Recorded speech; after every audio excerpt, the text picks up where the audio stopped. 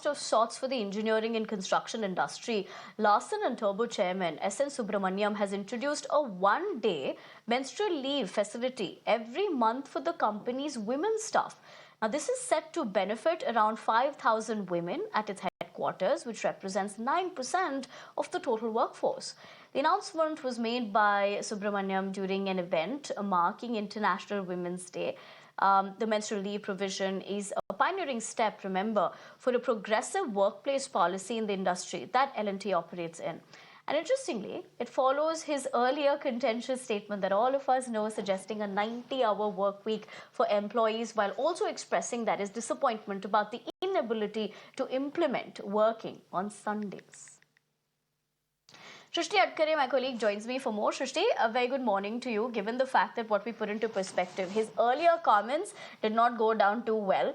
But of course, on a lighter note, being from the media industry, we can't tell between a weekend and a weekday because mostly we're working always. But having said that, with this new step that has come in, and given the aspect of why this is not just progressive, but it's also in a sense the need of the hour for the country to perhaps be looking at in the larger scheme of things.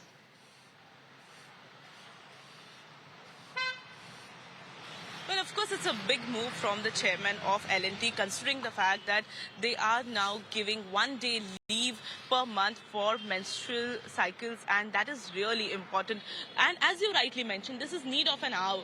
People or women across, companies, across sectors apply for sick leave. Sometimes they are not able to apply because they are in, dilemma that shall I apply it or not. There is certain kind of guilt, probably a preconceived notion from, the people who are their colleagues. But now the step which has been taken by the L&T chairman, it is really remarkable and, shows the value of their employees as well, because considering the fact that L&T has 9% women workforce and they are, working towards making them more efficient. If a woman employee knows that the company is taking care of her, so she will be in a space to work in a better manner, and that is some strategy that we can understand from the chairman of L&T. But this is a remarkable step that has been taken from the company L&T, considering the fact that several states in India are also looking forward for menstrual leave policy, whether it be Odisha or Bihar. They have opted for it.